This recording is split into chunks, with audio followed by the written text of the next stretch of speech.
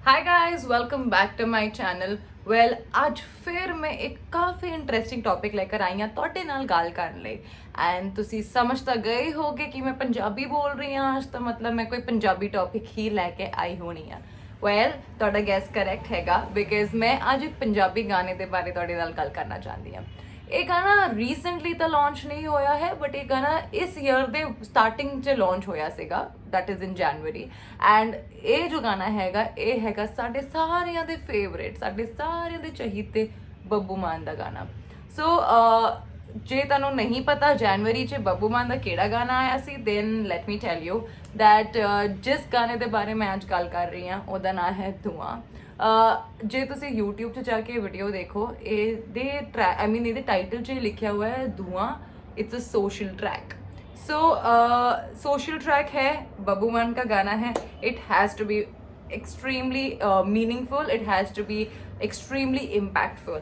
And ये जिस नाम सुनते ही हमें अपने आप अपने मन में एक बोलते हैं ना, एक थॉट आ जाता है कि ये गाना इम्पैक्टफुल होगा, काफ़ी ज़्यादा पावरफुल होगा। एंड बब्बू मान का है तो 100% ये ऐसा होगा which will be very impactful. And I think ये गाना ये सारी चीज़ों को जस्टिफाई करता है।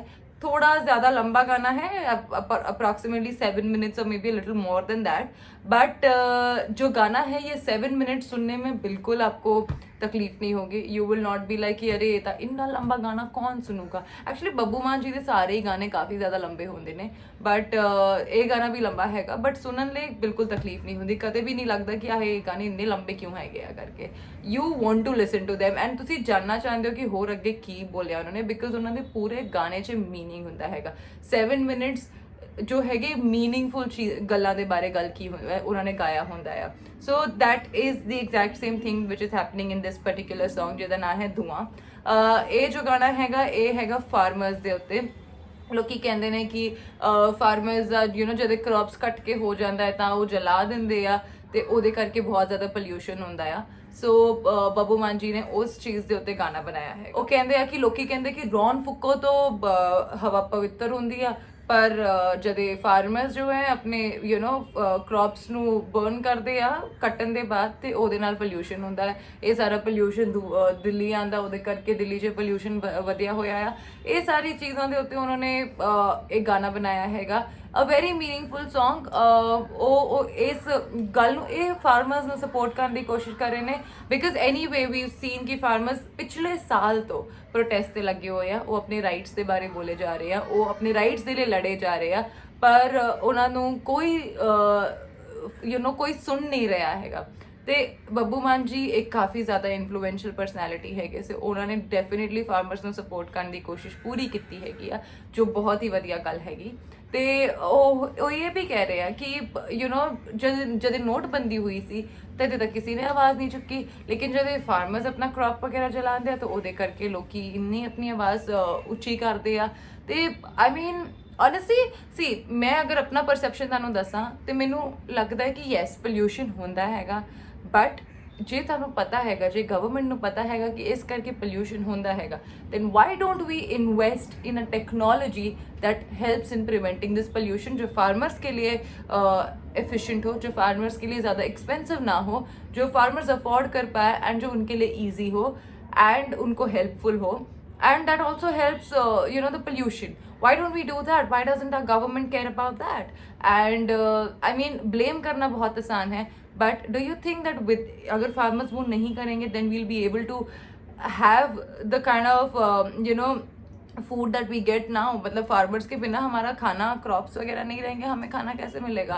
And the fact that farmers are working so hard just to feed the nation and still the government is not in favour of them and they not protecting our farmers, then what's the point. So I think Babbu Maan ji जो कह रहे हैं, वो ये नहीं कह रहे कि हाँ कि पोल्यूशन क्यों हो रहा है, पोल्यूशन से तुमको प्रॉब्लम क्यों है, वो ये नहीं कहने की कोशिश कर रहे हैं। I think what he is trying to say is pollution हो रहा है, ठीक है, बट और भी बहुत सारी चीज़ें गलत हो रही है इस देश में, हम उसके खिलाफ आवाज़ क्यों नहीं उठाते, सिर्फ फार्मर्स के ऊपर ही क्यों हम बार बार आवाज़ उठाते रहते हैं। सो that is his point in the song, is what I figured from this. And I think जो बब्बू मान जी जिस चीज़ का सपोर्ट कर रहे हैं, it is a very it is a very important thing and it is really needed कि इस चीज़ के ऊपर आवाज़ उठाए एंड कोई सपोर्ट करने के लिए आए, because farmers have been raising their voices, but you know वो आवाज़ जो है गवर्नमेंट सुन भी रही है लेकिन उसे इग्नोर कर रही है. But then I don't know, I mean इसके ऊपर you know all we can expect is कि ये इन्फ्लुएंशियल पर्सनैलिटीज़ आके अपना इम्पैक्ट इस चीज़ पे डाले, बिकॉज सो दैट ये चीज़ और ज़्यादा इम्पैक्टफुल बने. And it is really good to know that Babbu Maan ji did that for farmers. Also he said that you know singers के बारे में लोग इतनी आवाज़ उठाते हैं, पीपल आर लाइक कि अरे सिंगर क्यों इतनी बातें बोल रहा है, ये क्यों सपोर्ट कर रहा है, ये है वो है. बट आई थिंक अगर सिंगर्स नहीं सपोर्ट करेंगे एंड फेमस पर्सनालिटीज़ नहीं सपोर्ट करेंगे, then who else will. I mean they are the ones जिनकी सबसे ज़्यादा फॉलोइंग है, एंड अगर उनका इन्फ्लुएंस सही चीज़ों के लिए नहीं यूज़ किया जाए, so then what's the point of it. So I mean ये गाना जो हैगा धुआं, ये मैनू बहुत ही वधिया लगा. मैनू लगा ये गाना बहुत ज़्यादा इंपैक्टफुल हैगा, बहुत ज़्यादा इंपॉर्टेंट सॉन्ग हैगा, एंड बब्बू मान जी ने बहुत ही वधिया काम किया है गाना बना के. So thumbs up to Babbu Maan ji, thank you so much. And ਤੁਹਾਡੇ ਸਾਰੇ ਗਾਣੇ ਬਹੁਤ ਜ਼ਿਆਦਾ ਇੰਪ੍ਰੈਸਿਵ ਤੇ ਬਹੁਤ ਜ਼ਿਆਦਾ ਇੰਪੈਕਟਫੁਲ ਹੁੰਦੇ ਆ, ਉਹਦੇ ਲਈ ਵੀ ਤੁਹਾਨੂੰ ਬਹੁਤ ਬਹੁਤ ਬਹੁਤ ਥੈਂਕ ਯੂ.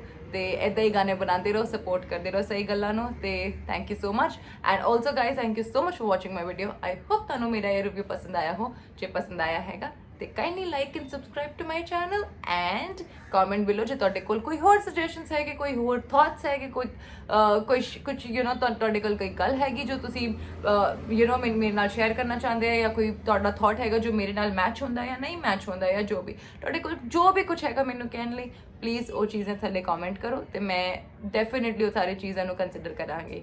ਤੇ thank you so much guys. ਆਪਣਾ ਖਿਆਲ ਰੱਖੋ, ਆਪਣੇ ਘਰੇ ਸੇਫ ਬੈਠੋ, ਆਪਣੇ ਪਰਿਵਾਰ ਵਾਲਿਆਂ ਦਾ ਖਿਆਲ ਰੱਖੋ. ਮੈਂ ਤੁਹਾਨੂੰ ਬਹੁਤ ਜਲਦ ਮਿਲਾਂਗੀ ਅਗਲੇ ਟਾਈਮ ਇੱਕ ਨਵੇਂ ਟੌਪਿਕ ਦੇ ਨਾਲ. ਤੇ till then stay home, stay safe. Bye bye guys.